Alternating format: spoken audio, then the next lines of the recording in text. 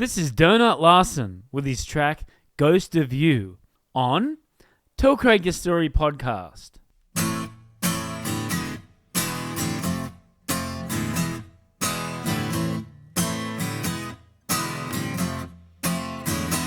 I did cocaine in Memphis, Tennessee, underneath the ghost of Elvis Presley. And no, it didn't do a goddamn thing for me, except make me wanna go and do more.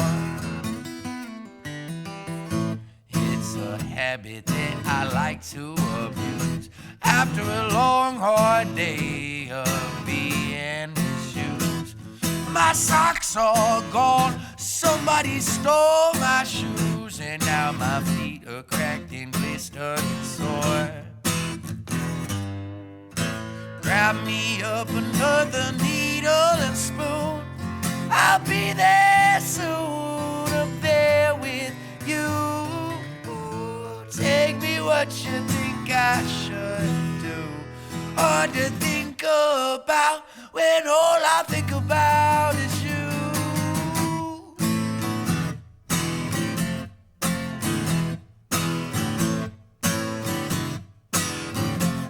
She was the circumstance that I could not surpass. Oh, my viable solutions must have truly sounded crass. When I stood up on my feet, I fell back down on my ass, just to see I'm sick, twisted to the core. It's something I don't know how to explain, how this parasite inside me's rearranging my entire brain. I swear sometimes I feel as though I've gone insane. Then I see I really only wanted more. Looks like I dug this hole I'm in too soon. Ain't got no moon to light this road that I've been traveling blue. I've been stuck here with these folks that I knew, who left their ghosts behind to show me how to smile when I'm thinking of you. Here with these ghosts of you. Here with these ghosts of you.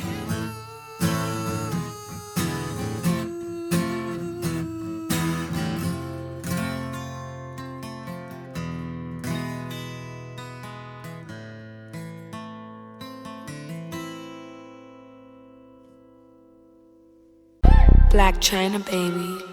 Yeah, we know we don't play around. We know the podcaster in Shanghai. There's only one guy on my side, and his name is Craig. Check him out. Skinny OG, boy. If you got a story to tell, call Craig. The government been checking your mail. Just call Craig. Your ex-girlfriend just fell down a well. Call Craig. They say they about to put you in jail. Just call Craig. Call Craig. Call Craig. Hey, you go and tell Craig. Call Craig. Call Craig. Hey, you go and tell Craig. Call Craig. Call Craig. Hey, you go and tell Craig. The only podcast that's ringing the bell. Call Craig. Yeah, boy, you know who to find. Just go tell him your story, it'll be fine. You know, have a good time. Yeah, this your boy Skinny OG. One love, big up to my boys. Tell Craig your story. Check him out now. Hello everyone, Craig here. Welcome to another edition of the podcast, Tell Craig Your Story.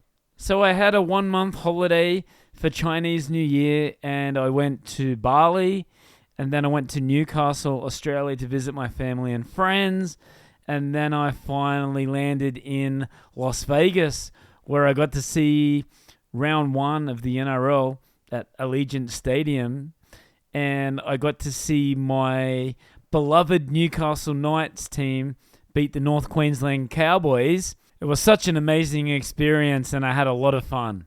Today we'll be speaking to Americana blues folk singer-songwriter Donut Larsen. Now, Donut grew up in Birmingham, Alabama, but now residing in Eugene, Oregon. Donut left home as a teenager choosing a life on the road. He spent going across the United States, often hitchhiking, riding freight trains, and busking the streets. During this period, he developed the distinct sound outside the traditional music industry. But his breakthrough came in late 2024, when videos of his performance spread widely on social media. His powerful voice, authentic delivery, and unconventional background resonated with viewers, rapidly building a global fan base. Online support from fans helped fund studio recording, and it spanned his reach beyond busking in small venues.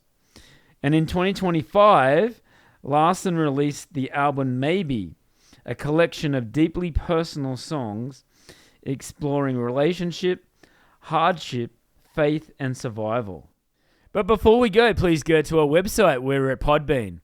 Tell Craig Your Story at podbean.com. We have a link tree there which tells you where Tell Craig Your Story podcast is streaming. We are on all the major streaming services. We have a YouTube at Tell Craig Your Story. Please make sure you're subscribing and liking to get all the latest updates. For our Russian listeners, we have VK. And for our Chinese listeners, we have TikTok, Bilibili, and Redbook. All right, here we go. This is part 1 with Donut Larsen on Tell Craig Your Story podcast. Tell Craig Your Story. Hi, Donut. How are you doing today? Or tonight. Hi, Craig, for you? How you doing? It's been pretty good. Didn't get very much done today, but it happens. Do you have any shows for the weekend, or?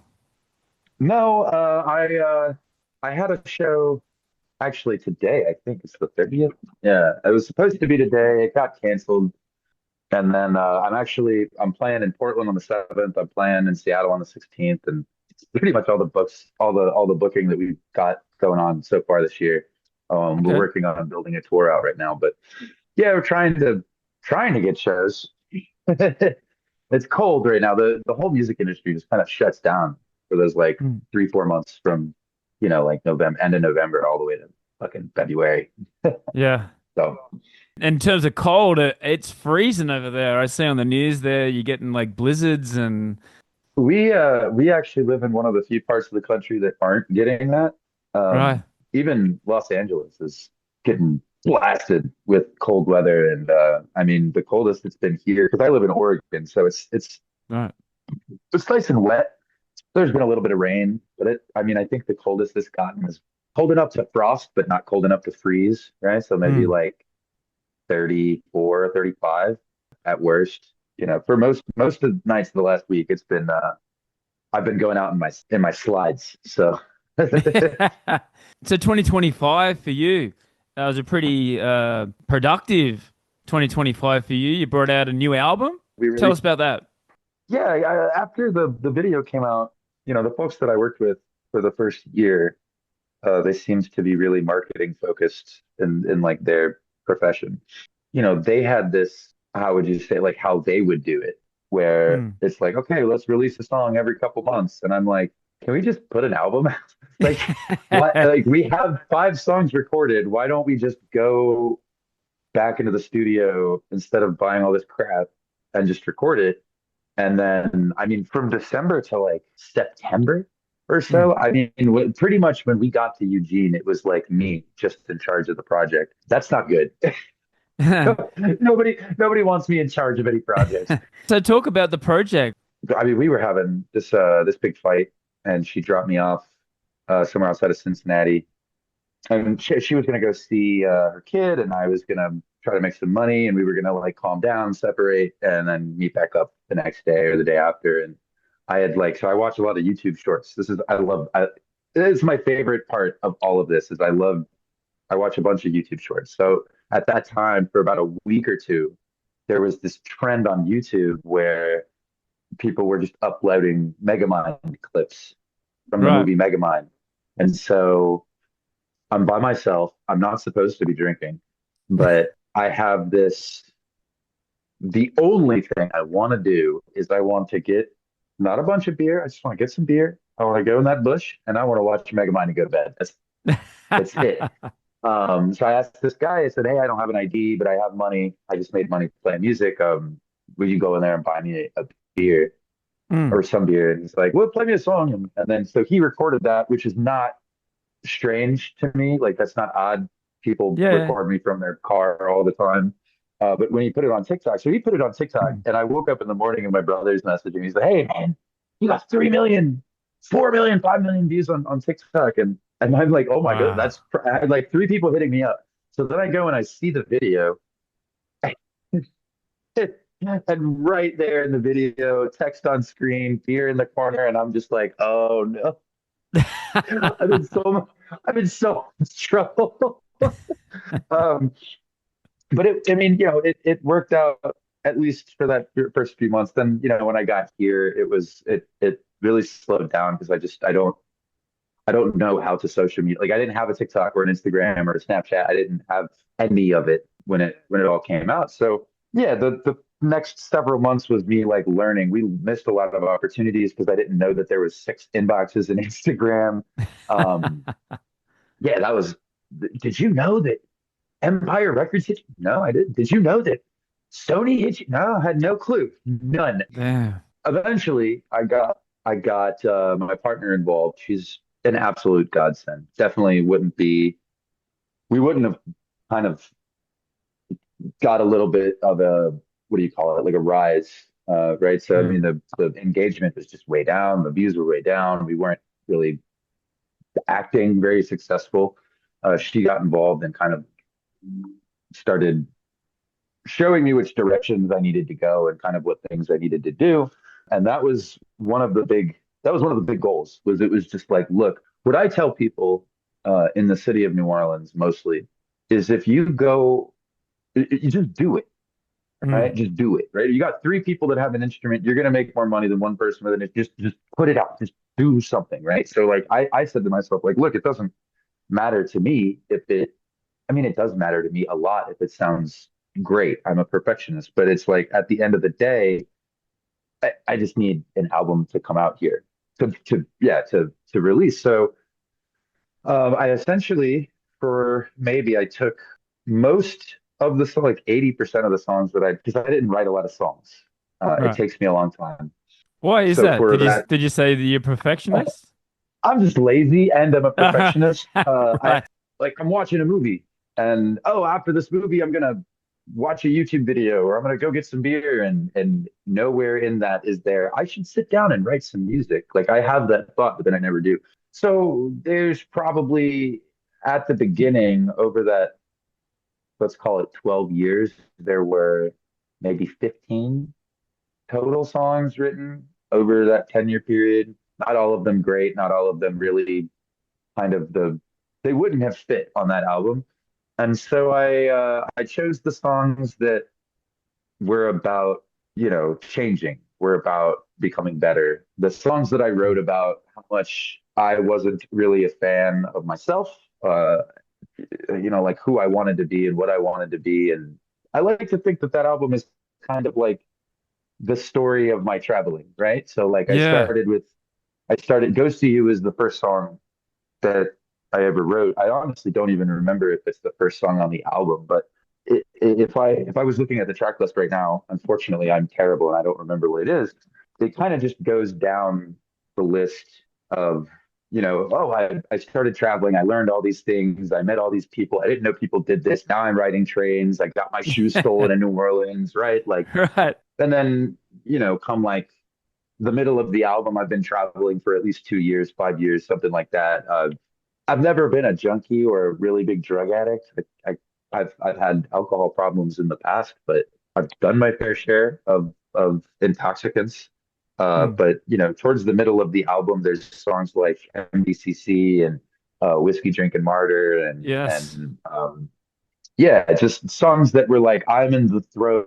Like now that I'm older and I'm looking back, that's why I put them in that order. It was because this song was written like I'm in the throes of being a crazy person. Like it's Yes. not great. So yeah, I think that I don't know. I think that it could have been better, and I'd like to re-record a lot of the songs on it, but I'm fairly happy with. Heather's the only one that I don't know what happened. I don't Right. know why the version got changed, but it did, I guess. Yeah, but I'm relatively happy with it. People seem to enjoy it, and that makes me feel great about it. Yeah, and a lot of the comments that I saw on there was that it's very personal and you really, really open up where some of musicians don't like to do that. They're sort of singing about other things, but you really tell a really personal story. Is that easy for you, or is that something that comes through your music? I recently read a David Bowie quote that he said, if you are, he's talking basically to artists, and he's like, if you are writing music, doing them, and you are not uncomfortable, then you need to go further. You need Mm. to dig deeper. You know, a big part, I feel like a big part of writing music for me is I have emotional issues. When they kind of take over and I'm upset and I'm depressed or I'm angry or I'm scared or anxious, like in a bad way. Sometimes it'll just be a line, but a lot of times I'm upset or I'm angry or like I said, sometimes it is just a line. Like I think Whiskey Drinking Martyr actually, I don't remember writing that song specifically. Like I don't Right. remember, not that I was like, oh, I was so drunk, I don't remember doing it. I just don't remember like where I was when I wrote it. But I do remember I'm a huge White Stripes fan, Mm. and "Martyr for My Love for You." Every time I would listen to that song, I would be like, "Man, martyr is such a cool word." Like I just like the word martyr. I would love to have a song with the word martyr in it, and it came from there. Down in Matt was the same way. We're drinking a park somewhere, and Matt, one, two, three, and we're sitting there, and I'm cracking another one that we just bought, and I look at the bottle, and it's 750 milliliters, and I'm like, one, two, three. So we just drank a gallon of Mad Dog. Holy shit! Um, and my buddy there, he's like, on a Mad Dog. That's a song. That's a song right there. Um, like I don't know. I would never, in a million years, put myself in the same room as like Tupac or I mean, even like Kurt Cobain was just constantly creating art in whatever form he could. Just like the greats, the actual greats that just spend all day, every day. They live, breathe, eat, shit, art. That's just what they Yes. do. It was more of an outlet. So, like thus far in my life, it's mostly been an outlet. But, there's no motivation like bills. Yeah, that's right. So, Everybody's got it um, right. that is well, bills, and honestly, man, like the fact that it'll never happen, but it would be really cool if I was like walking down the street or I walked into a guitar center and there's someone never met this person in my entire life and they're playing my song.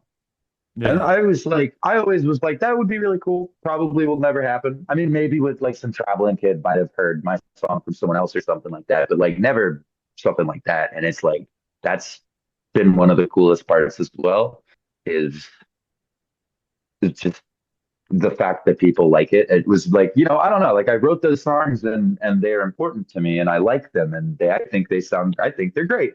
But I Mm. was never like, oh, the world's got to hear this. They have to know. So Yes. it's pretty nuts to have, right now, actually, Australia is one of our biggest Yeah. sources of people that listen to the music is from Australia. So like worldwide, England, Australia, Ukraine, Switzerland, actually, I want to say China, maybe even Singapore. No, Taiwan, not Singapore. There's like Taiwan. some Southeast and Central Asian countries. There's Yeah. some Middle Eastern countries on the, what is it? I can't remember what their streaming service is Vietnam, up there. Cambodia, Thailand, Something Philippines. like, yeah, yeah. So Excellent. you're in Shanghai, China, is that right? I am in Shanghai, China. Yes. And I was housemates and work colleague with our mutual friend Dylan. Nice. Yeah, he mentioned you can. you can tell when people have lived when they're American and they've lived outside of America before because they'll let you Yes. know. They'll let Yeah. you know. Oh, he was great, man. He came over. He came over and had some equipment and actually really helped with the recording of the album. He kicked me down a couple microphones and a mic stand. I haven't spoken to him in like since just before Christmas, but I mean, definitely he was really cool. How So did I was meet this him? in Oh, I met was this him. in Portland Sorry. or LA? I actually live in Eugene, so Right. just about hour and a half south of Portland. He's from there as well, and he will definitely let you know that he's from Eugene, Oregon as well. Very proud of where he comes from. Yeah, he's a really nice guy. I mean, What is it about that? Because I interviewed Marty Friedman last year at Megadeth, and he had some connections there to Eugene, Oregon as well. So it must be a very musical town there. well, I don't want to get in any trouble with anybody. Okay. Personally, I'm not the biggest fan of Eugene. Hmm. It's not the place I'd like to be living. There's worse places for sure. I just think that like college towns are okay. This isn't a college. This is a university town, and university Right. towns are just exhausting. They're just exhausting. I think that the city council could be doing other things, spending their money on other things. Hmm. I think that they could maybe be a little bit louder about not liking other things. But Like more spending money into the arts. yeah, or the community just in general, they Okay. build a lot of student housing, and I haven't confirmed this, but I seem to remember someone telling me that there's some like multimillionaire guy who is always at city councils getting stuff blocked, like homeless shelters and stuff like that, trees, parks, for buildings. But yeah, so it's definitely the university is a big draw for people. As far as music goes, the scene's kind of died down in the last 10 years. Right. A lot of the bigger bars, the venues that were kind of like established names here have been shutting down the last 5, 6 years. But what's their name? Cherry Pop and Daddy. They're from here as well, Okay. so that Yeah. might Right. have something to do with it. I know that Eugene, Oregon, definitely like into the early '90s and even into the early 2000s was definitely there was a lot going on around here. Right. Um, and I think that that's just kind of slowed down.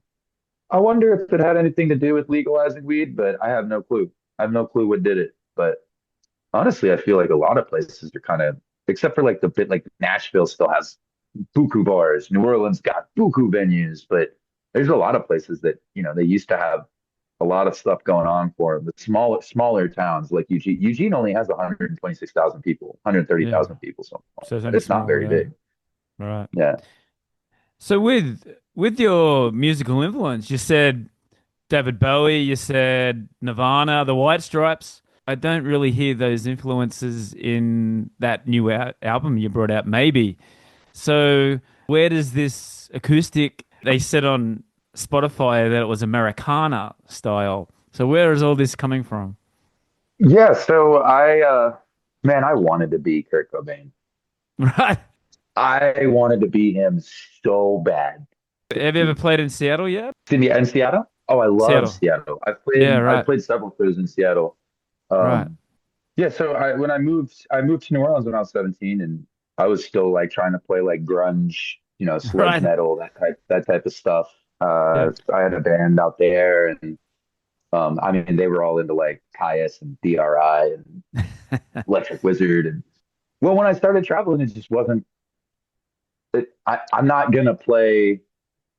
Smells like Teen Spirit. Oh, sure. I don't ever play that song. That was the first song that came to head, but I don't ever play that song. Sure, I would not play that song on an acoustic. Yeah. Like never. That would never happen. Um, but all the people that I was kind of meeting and hanging around with at that time, they were all like, I didn't know that people rode trains and hitchhiked and lived in backpacks. I thought that was done with. Like the only people that did that were hippies in California who lived in their van, Right. right? Like that's what I thought. I got to New Orleans and it was like, oh, dang, that's crazy. So I'm there all, playing banjos and folk punk Yeah. and listening to Days and Days and Devil Makes Three. And well, we all made fun of Johnny Oboe, but the Devil Makes Three really was the one that I like them. I like the way that this sounds. And like I had already been kind of, like I said, like the White Stripes and Nirvana. I mean, at the time, Sublime was a big influence for me as well, but that kind of Yes. faded over time. The Jack White and Kurt and Dave, honestly, all still remained huge, not just like art influences, but like I mean, the rasp in my voice comes from singing Nirvana songs and Right. and and Clutch songs and Melvin songs and stuff. I wouldn't say that I like try to sound like the White Stripes, or honestly, Jack White is probably more accurate than the White Stripes because it's when I say the White Stripes, my brain includes the Raconteurs in that statement, Mm. even though they're not the same. Yeah, so this kind of like this almost like fusion of like I don't even know how to describe what they do. Is like poppy Americana mixed with like old kind of blues structures that really just hits. And the way that Jack plays his little toy guitars is just iconic. So when I took all of that and I'm this little like Kurt Cobain reincarnated wannabe, playing Johnny Cash on in the French Quarter, and you add in, well, now what would that sound like with a banjo, right? Or like so I did learn how to play the banjo and I was started learning like different. I started picking up. I always hated country, and then I started listening to The Devil Makes Three, and Mm. realized that there's so much country that is so good.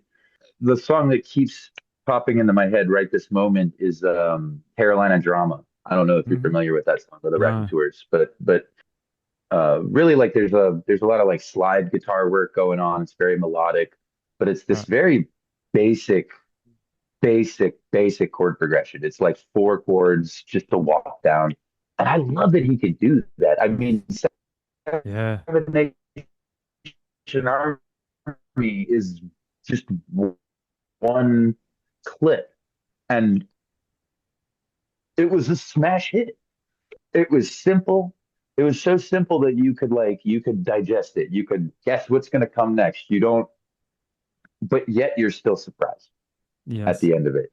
And I think that it was never, I don't think, intentional. Like I don't think I ever sat down with a notepad and was like, I'm gonna write this basic this and I'm not like that deep of an artist. I try to be deep, but I think that is kind of subconsciously what happened with a lot of those songs. So I call them simple and then I play them and people are like, oh my God, slow down. And I'm like, yeah, but it's four chords and I'm like I'm just like I'm just doing a little. I'm cheating. I don't know actually how to play the guitar, bro. Like, Yes. calm down. Um, yes, I mean, as I grew, like, I still to this day, I'm like, I mean, Jack White, Kurt Cobain, Devil Makes Three, and the Black Keys are on that list too. Mm. Um, yeah, You should listen to an Australian guy does some amazing slide and acoustic performances. Dave Stone, his name is. I'll send you through the link okay, after this. He's living here in Shanghai also. Actually, I'm not sure if he's still living here, but he just come back from a European leg, and he's going back to Australia to do his finish his next album. So I think rock and you roll. guys would be really, really cool to I've been collaborate. busting it, man. I came across a video of me playing in like 22. I had just finished writing a song. I came across a video and I made it like 15 seconds of video, and I was So wanted to ask was you mentioned New Orleans. I still haven't been there yet, and I really want to just go there and just get the vibe and just go to as many shows, not just big shows, but like to go into a bar and just watch people like some local play. bands and Yeah, yeah, yeah. yeah. Up and coming bands. So for you, what was the draw for you to go to New Orleans? I had a friend that was from that I knew was very small up in Huntsville, Alabama. And when I was 17, I got kicked out. Well, I got kicked out, and then I got kicked out, and then I got kicked out again between like two different between my two parents. And so the last time that I got kicked out, it was like you're kicked out. Like you're not going to your mom's house. Like that's up to you, right? Like you're emancipated. Be free. And I tried kind of floating there in Birmingham for a little bit, and it just wasn't working out. And this was like pre-homeless too. So like homeless was still a scary, sad, depressing thing. And so yeah, I mean they were actually on their way up to Huntsville to see a punk show. I went with them. They cleared it with my parents that I was good to go down there. And then once I got down there, it was like, whoa, whoa. I started drinking there, unfortunately, because it just literally pours out of the trash cans in New Orleans, and dirty kids are all going up and down Bourbon, fishing drinks out the trash. I was like, wait, hold on. You can get drunk out of the trash can here? That's what? Oh my goodness gracious.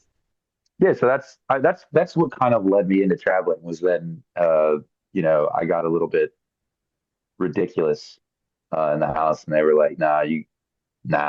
And I was like, okay, cool. So I like hung out in the square for like a week after that. This was like late September, something like that, 2012, I think. And I was out in the square for like a week, met some guy and his kid. They were like, yeah, we're from California. We're going to go back out there in an RV. You want to come make thousands of dollars? I was like, yeah, sure. And then I got ditched in Texas. But man, New Orleans is really it's its own place. Have you ever been to St. Augustine, Florida? Oh, you mentioned Alabama. I actually was there. Long story, but I actually saw Journey play in Alabama. I've heard that I'm supposed to say I'm sorry about that. Yeah, that was unfortunate trip, but I all can't good. remember. Is it Journey or well, one of them, Journey or Boston? I don't remember which one. My dad used to talk about having seen them a couple times, and he was like, they just don't sound good live. Mm. Like you listen to their, I think it might have actually been Boston. I think it might have Yeah, actually been Boston. yeah, Journey. Actually, it was really good. Yeah, like, Well, that's good to and hear. yeah, but that was a very interesting day. I tell you, I got to meet Don King in Miami when we drove to Alabama, and there was this. It was a gas station. They had jobs out the front there for 100,000 to be a manager, and I was like, I'm going to move to Alabama to be working at a gas station. The manager of Journey was saying, "No, we've got to stop in here. I've got to show you this place." Yeah, Was it huge? yeah, Like yeah. It was when was this? 2 years ago, like the Oh, start of 2024. it was probably a Bucky's. Bucky's, that's it. Yes. Yeah, Hmm. that's the one. I hate to love Bucky's.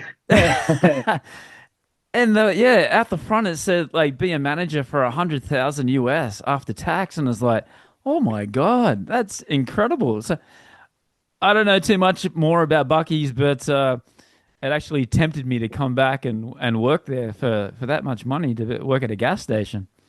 I was gonna say St. Augustine, Florida, is obviously Spanish, right? Right. And they still have like the downtown St. Augustine is a pedestrian zone. Like there's no cars. They still have the wall of the city from like when it was a Spanish colony. And walking through downtown St. Augustine, man, it doesn't even feel like I'm in the country. Like Mm. I've never really been out of. I went to Juarez one time in Mexico, which barely counts because it's just the border town for El Paso. But that was enough for them to have like that bazaar, right? That like street market or bazaar, which just doesn't exist. And if there's just like the farmers market is the closest thing Americans have to a true like street market. St. Augustine's got that shit. New Orleans has that. So it's just like I don't know what it is about. Those are the only two cities coming to my head right now, but they just do not feel like they are American cities at all. Mm. Like aesthetically, I mean, I'm sure living there feels very American. New Orleans for sure. Yeah, I definitely recommend going to New Orleans if you've never been. It's kind of especially if you talk to people that have been there since before Katrina. I was a little young in New Orleans to know. You talk to them and it's, oh, things are changing and stuff sucks now. And it's like, yeah, okay, they're not wrong. Jeans Po Boy is gone. Streetcar goes up to Elysian. Everything's different. Cops suck. At least the last time I was there was 22.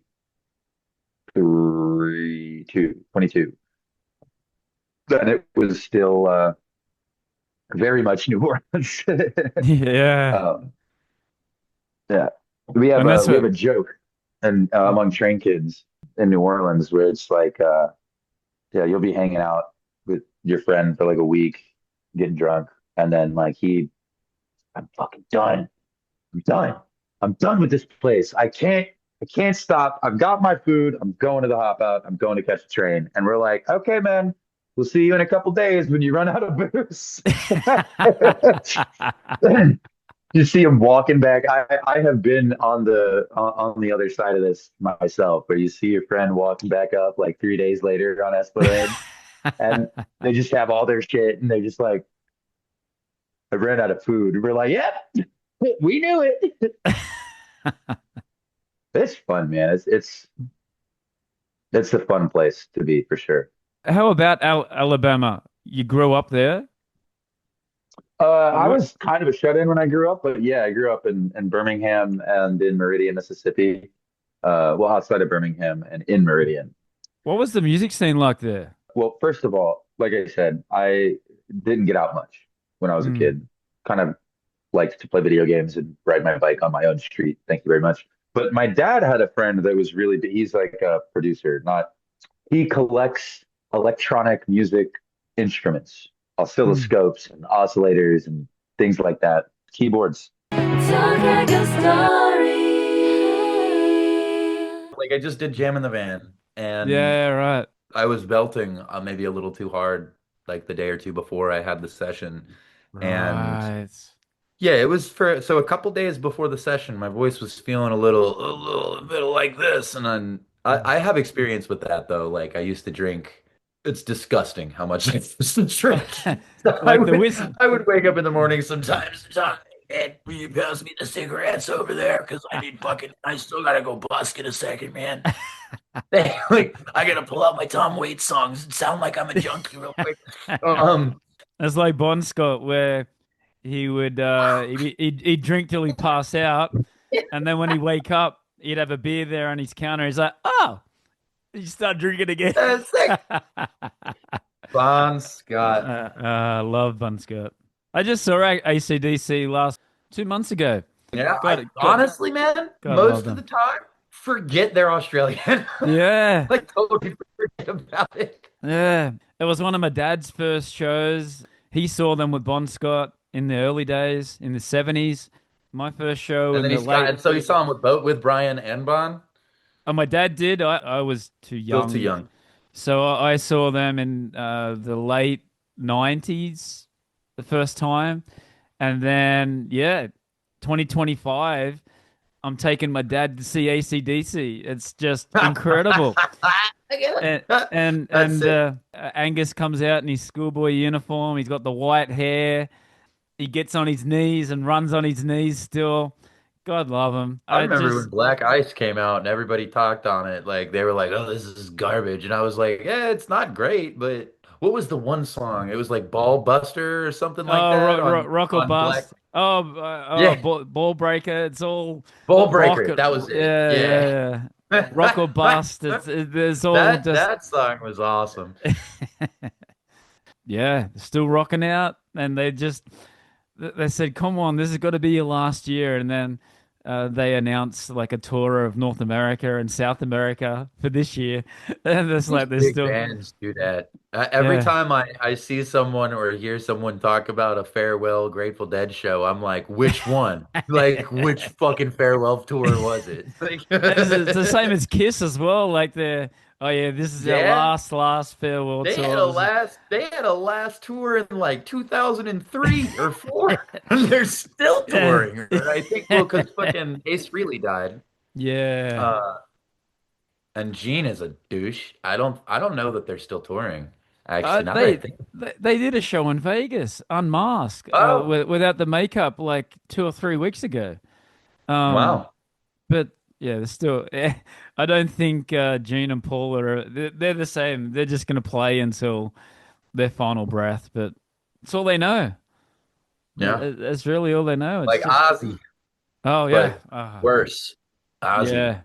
I Love mean, Ozzy. Yeah, he just. asshole, but you know, Ozzy Osbourne. Yeah. Ozzy's like Lemmy, man. Oh, Except Lemmy didn't make it as long as Ozzy did. yeah. But, But Lemmy but was on the. He was I drinking. read a Rolling Stone article when I was in like middle school or high school that they had an interview with him, and they were talking about how that dude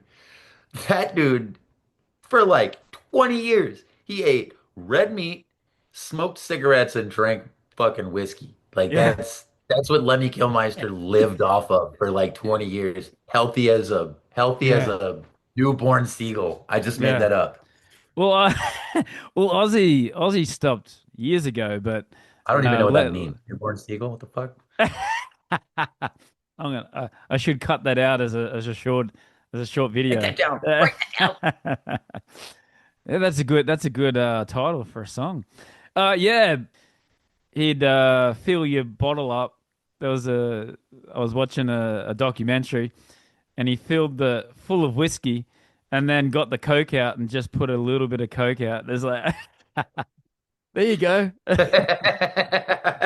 But man, That sounds like a Lemmy Kilmister thing to do for sure. he hit it hard, but he was just all rock and roll. That was his whole lifestyle. Never got married, never just living the rock and roll dream, you know? Sorry, I'm actually writing that down right now. Yeah. I don't know. See, that's another thing that happens with songwriting too, is that like I never really know where I'm gonna go Yes. until I'm already on my way, right? Like Mm. I get so frustrated with myself because I see people like I saw a video where it was like Luke or an article or something like that where Luke Bryan and what's his name?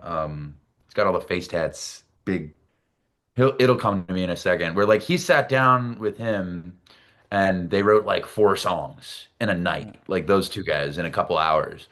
And I'm like, save some pussy for the rest of us, dude. Like, come on, man. Like, I'm over here busting out like 2 songs, 3 songs in a month, and you're going in for 45 minutes. You got two, and I'm like, ah. But Tell me about the origins of your name, Donut, and I'm so glad that people in high school didn't know where it came from. tell me about what it means now. Does it mean the same as what it did before? Because a spoiler alert, I can see your real name down the bottom there. Well, I said it. I thought I said it to Donut, but I guess not. I honestly, I don't really care. I think that like usually when I'm at like if I'm like off the road and I get a job at a restaurant or something, like my boss knows that my name is Andrew. Right. Probably a lot of my coworkers know my name is Andrew, but when I introduce myself, I'm like, "Hey, I'm Donut. What's going on?" And I've had a couple people in the past be like, "I refuse to call you that," and I'm like, "Okay, what's your name?" Allie? I Mm. refuse to call you Allie. Like, I'm gonna call you Allison. Like, do you hear how dumb that you sound right now? Like, so when we were in middle school, I was like 12, and I was drawing some comics, and I had this like group of 2 friends, and we were like the class clowns that hung out together. We were all like, dude, we should start. I had these comics I'm drawing. We should start a club. We should start like a 007, man. We need some code names in here. Like now, we started calling my friend Bradley Twinkie because he would wear yellow and white all the time in layers, layers. He would show up January, February, March, April, May. Like May, it's hot outside. We live in Millbrook, Alabama, and this dude is showing up in a yellow jersey with a white sweater and a yellow jacket. And we're like, Bradley, it is 85 degrees outside right now, dude. What are you doing? Um, and so we're like, you're Twinkie, dude. Like, good, like easy. And so we were like, oh, pastries. because Allie had a shirt that had ding dongs on it, like the hostess treat. I don't know if you guys have hostess in Australia or Shanghai, but it had a shirt had ding dongs on it. It said "bite me" on her shirt. Started calling her ding dong. So I had started watching. I guess I had watched kind of, but I had started actually like watching Red versus Blue, which is machinima. Are you familiar with Red versus Blue? No. It is a bunch of guys in Texas back in like 2001 that played Halo, and they turned their Halo game into a TV show Yeah, right. that they put on the internet. And in that show, there's a character named Franklin Donut. And this is why I said I'm really glad that when I was in, middle school and high school, that nobody in Alabama is watching, besides a nerd. No one but a nerd is watching Red versus Blue in Alabama. Yes. So I picked, Donut. Donut dies in like the first 2 or 3 episodes. He gets a grenade stuck to his head and he blows up. He doesn't die. He goes back to command, and when he comes back, he is no longer in red armor. He is in pink armor. And they make this Mm. joke, oh, why do you have pink armor? And he's like, pink? I'm not wearing pink armor. This is lightish red armor. And he's like, no, no, your armor's pink, dude. And so from season one on, like after Donut comes back, like the jokes just kind of start turning into, oh, he's gay, but he's not. Like he's just like really flamboyant. You know what I mean? Like, oh, I gotta figure out where my cream is, and I gotta go get my copy of Vogue magazine, right? Like just stereotypical Right. gay jokes, which I guess maybe aren't in the best of taste, but Mm. um, we were picking pastries. Donut was right there, and I started introducing myself as Donut sophomore year of high school. So my first real girlfriend called me Donut. And then when I started traveling for real, I mean, travelers have like, hey, what's up? My name's Squirrel. Hey, what's going on? I met a lady in, I want to say Texas, that willingly went by Cat Piss. Was She introduced herself as Cat Piss, and I was like, okay. I mean, look, Donut's a dumb name, but Catfish. that's, A little you sure extreme. about that? Okay. I'm gonna get out of here though. Um, So, no, it doesn't really, I think, mean the same thing anymore. Because, like, back when I was a kid, the first 5 years of the nickname, like, it wasn't something that people called me. It was more of like a interesting piece of lore about me, if you will. Stuff. I literally introduced myself as Donut, and when people that I work with call me Andrew, it's like, I'm not gonna tell you not to call me Andrew. I'm just gonna point out that you are not my boss or my parent Yeah. or my partner. Right. You could call Yeah. me Andrew if you want, but I have literally introduced myself as Donut, and you said, "What is your real name?" And I'm like, I don't know what that question means because you asked Yeah. me for my name, I gave you an answer, and you don't believe me. Yeah. Okay. Can I Are see you, your ID? No, what are you, a cop, dude? Get the fuck out of here. are you gonna call Ozzy Osbourne by his first name or real name? Are you gonna call all these Ace Frehley by his real name? Emma Stone's name is Emily. There you go. The only reason that she goes by Emma Stone is because you have to register with SAG-AFTRA when you're an actor, and there's already an Emily Stone. Ah, So there she had you to go. pick a different name to register with the union. Got it. Emma Stone. You gonna call her Emily? Yeah. But I get it, right? I mean, I understand people have names like John and Henry. And so when I say donut, they're like, oh, they either say that's a cool name or they say, what's your real name? And I'm like, I don't know what a real name is, I guess.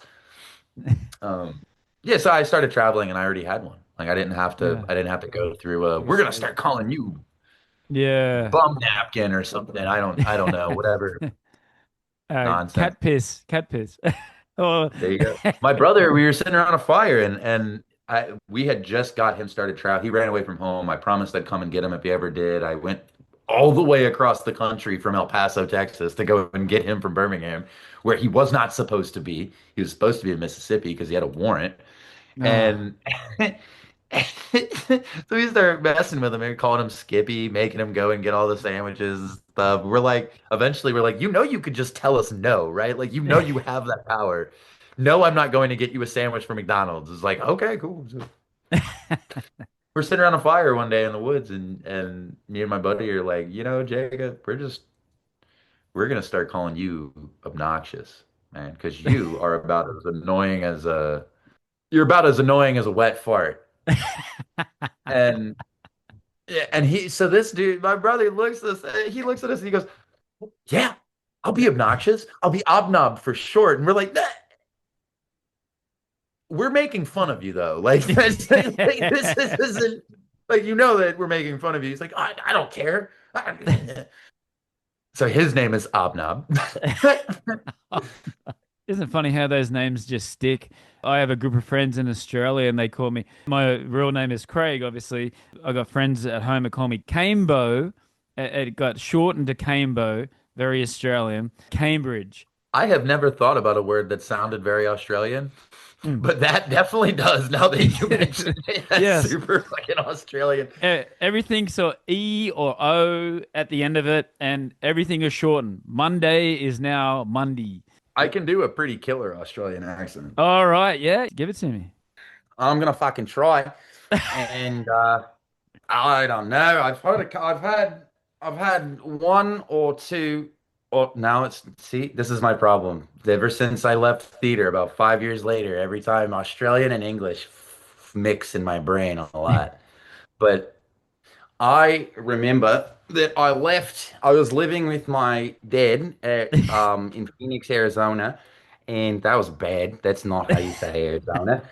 And I had a job in Michigan doing beats. And I remember I got in my car, and I don't remember, like 2,000 miles or something like that.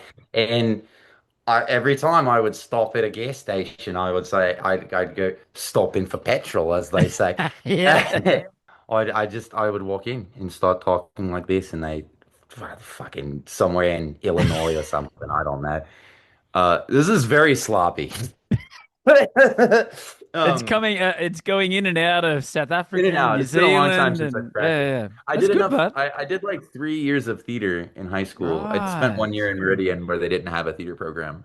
Scottish, English, and Australian Oh, were Scottish. like I love my anchor phrase for Scottish. There's a movie called The Water Horse, Mm. some just a silly little Disney kids movie about the Loch Ness monster being like a pet, like a cute little thing, right? And there's a scene where the kid is talking to one of the adults, and the guy's telling him a story about this guy who met the monster in the loch, and he's gonna give him a ride across.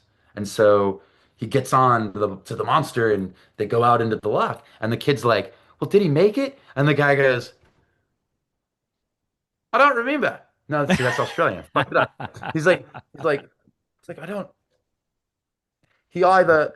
Oh, I can't even do it anymore. I don't The remember. line was I don't remember. He either I don't remember. made it to the other side of the lock, or he got pulled under and drowned. Oh, And that was the end of the scene. Lock, lock, lock. Big, big, heavy L's. He made it. See? Oh, you got me there messed you go. up. There you I go. used to be so good at this. Like the Steve Irwin, like very popular in the US, the Crocodile Man. Look at Yeah, this. Look at this beauty right here. yeah. I'm Now gonna jump. this mother right here, she's been around for 45 years. Fucking Steve Irwin, man. Get the hate Ah, that guy. I love that guy. yeah. His He, son he, is uh, too. he passed away, unfortunately. He got killed by a stingray, like filming something underwater. I You know, remember. I oh, was like 12. he's a naughty one. I'm gonna jump on this crocodile. Oh, look at My him, he's my biting at me. favorite thing that Steve Irwin has ever that I've ever seen from him was a video, and he's got a snake, and he's holding a snake, and he's talking to this lady here, and he's, oh look, hey, there's a snake, and then the snake bites him in the fucking neck, and he's just like, I think I think it's biting me.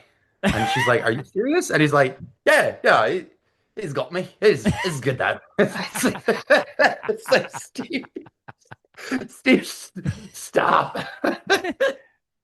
Yeah. But No, yeah. doing accents is really fun, and I wish that I was still as good at it as I used to be. Me and my friend in high school, we had a bet one time that the bet, it was a contest, not a bet. The contest was who can go the absolute longest, including at home, Ooh, talking in an English accent, doesn't matter which one, uh, nonstop. And wow. we went long enough that students and teachers were like, listen, you have to stop. You can't, you have got to stop doing this. Uh, my two I've always favorites. really wanted to go. Oh yeah, well that's one of my questions at the end. I was going to ask any plans. You said that you had some downloads from Australia. So are there any plans? I'm working with a guy now Mm. that is we're working together to try to get me on, yeah, hopefully in a perfect world as like a support act for, a bigger name or two or three bigger Mm. names that have some tours across the states this year. Now is probably the best time to come. So you probably missed the boat this time, but in Australia, the biggest country music festival is right now. It's called the Oh, Tamworth. It's the biggest festival in Australia, and everybody goes there in the country music. Not only just in the country music, but just original bands just go up there and yeah. play. And people are camping in the woods and Yeah, we are really into the idea of getting our. I've never had a passport, and so that's something that has to happen first, obviously. But mm, um, we like.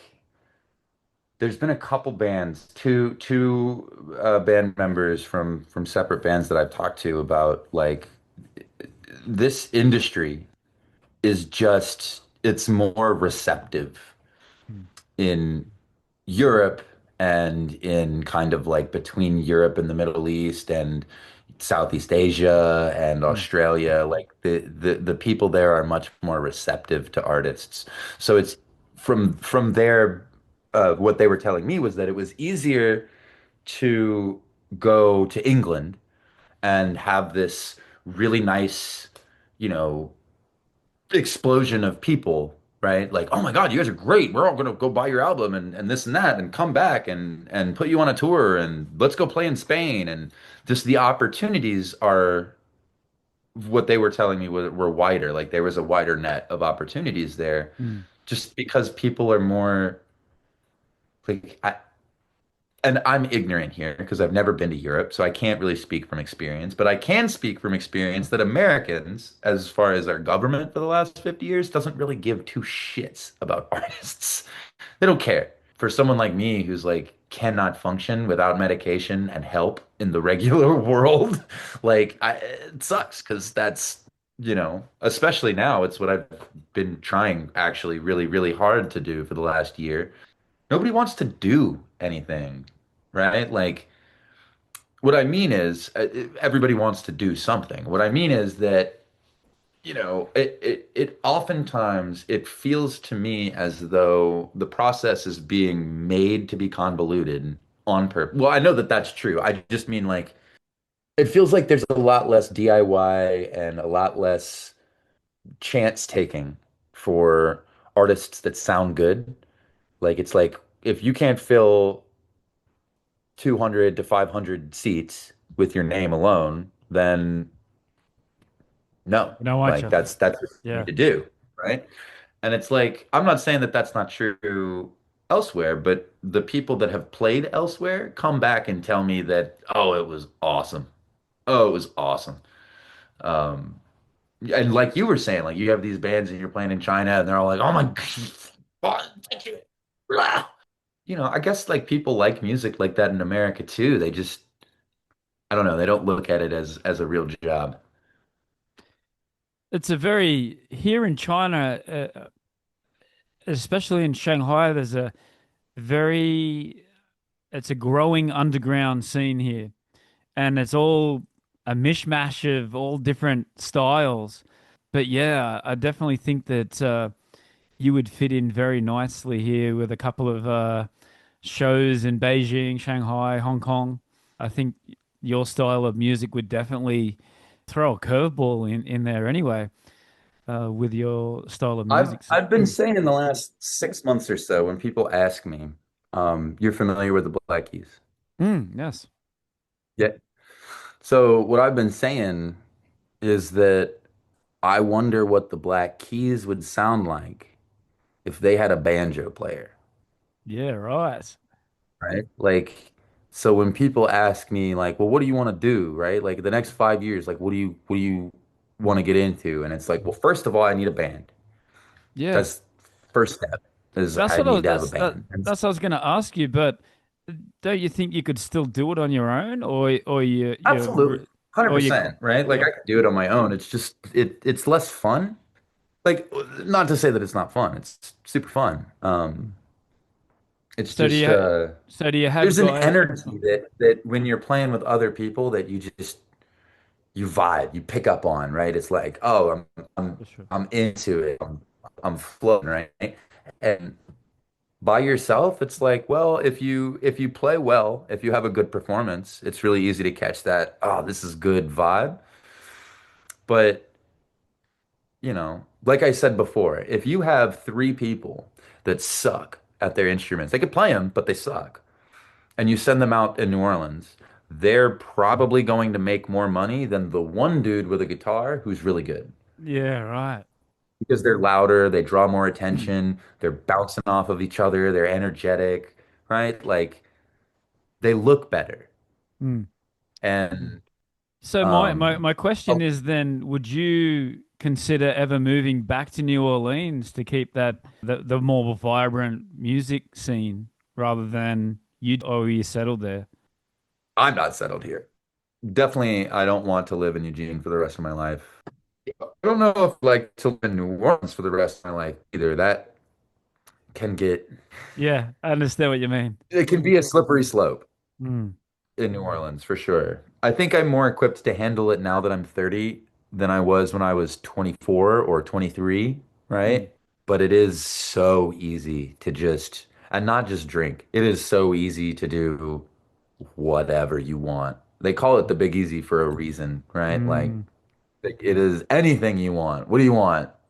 Yeah, I Yeah. know a guy. He lives in the eighth. Let's go. It's a 20-minute walk. So how have you dealt with addictions? Because you've got the songs that I've listened to, you talk about that, you sing about that in your songs.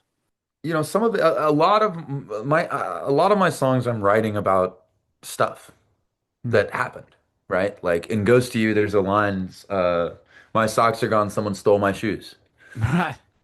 Because I fell asleep on a bench after eating a bunch of pocket cookies, and I woke up, and the girl I was hanging out with stole my shoes and socks off of my feet while My I was God. sleeping on the bench. Like meth, dope, crack, and coke. I wrote that song in Mm. Chicago. We were about as sober as can be. We didn't have any alcohol or any drugs.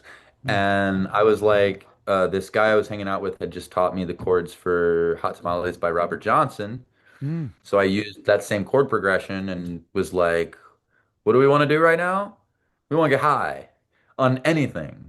Coffee and cigarettes and alcohol and meth and crack and dope. That's what any of whatever you got. Mushrooms? Sure. I don't care. We're sober and in the freezing cold snow right now. It was like January or something. Yeah. So, I mean, like I said, I've never been addicted to drugs. Addicted to cigarettes, which are drugs, alcohol, which I guess is technically a drug, but the hard drugs, meth, Mm. heroin, crack, I've never had a drug problem. Mm. But a lot of my friends did. Mm. A lot of my friends did. So many of my friends are dead because they had Yeah. problems with heroin, right? Like it's kind of like Eminem never killed people, right? Like he never murdered his wife. He never raped somebody in a Jason mask, right? Like, but he still has that's in his music, right? Like, Mm. a big part of my life is alcohol, and a big part of my problems are alcohol, and so I write about I was writing about alcohol quite a bit Mm, um, in the day, and now it's a little bit more emotional and personal the last like 8 years or so. mm, Um, but yeah, I don't know. I think that I just kind of wrote about mostly how I felt about myself. Obviously meth, dope, crack, and coke is kind of like I wouldn't call it a joke song. I mean, it's a serious song, but it's not it's not deep and poetic, right? Like mm.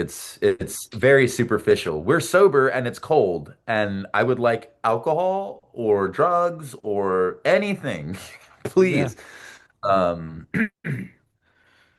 which you would not believe how many people, and that's another thing that's really cool too, is that a lot of people really connect with that aspect of my music, or at least what they see in it, right? You Mm, kind of see what you want in art. And that is really, really cool. There's a lot of people that message me that talk about how I've had all these problems, and it sounds like, this is how I felt when I was going through this problem. This has helped me with this problem, or my dad died, and this is blah, blah, blah, blah, blah. mm. And that's Yeah. been pretty cool, I Yeah. think, to have, like, be that person for people that I've never met, right? Like, That makes you want to keep going, right? it has been extremely motivating. I said that Mm. the first thing I said was money, and then I it felt bad because it isn't just money. It's just like it's motivating. It is extremely motivating to make more art when people are like, "Hey, I really like that. Like that's really good." I'm like, "Oh shit, I'll make more." Yeah. And how are you writing the music? I'm always interested to find out, is it a riff that you, or is it a lyric or a melody or an idea? How does it all Both, start? both. Yeah. Yeah. Usually it's either a lyric or a riff. So if I'm fiddling with my guitar and I do something, I'm like, oh, that sounds cool. Hold on, let me grab my phone and I'll record it. And it might sit there for weeks. It might sit there for months Yeah. before I'm like, okay, I need to write a song. So let me go through my list of crap that I've been like, hey, this sounds pretty cool. And I'll listen until I find something that I'm like, oh yeah, oh yeah. Now let me go look in my notes and see if there's anything that usually there's not. Usually I have to start from scratch, but sometimes there's stuff in my notes that I'm like, "Oh my God, that's a great line. That's so good. What?" Like, and from then the song will just go from there. Like I'll pick a line. Gown and Mad Dog is a great example where it's like I didn't know what to write about. So I literally just wrote about me and Jude, who is the guy that said, Count a Mad Dog is a song, brother. Like, that's Yeah. crazy. And I just wrote about my best friend and me. Um, and like I said, I don't know where I'm going most of the time until I've kind of started to go there. And then Right. I'm like, Eminem is another really, really, really big artistic influence on me, Mhm. which is kind of contrasted to Kurt Cobain because Kurt Cobain is very lazy with his writing, whereas Eminem is not. Yeah. Yeah. But I think that they're both valuable skills. I love the care that Eminem puts into the way that words fit together and Yeah. sound together and rhyme together.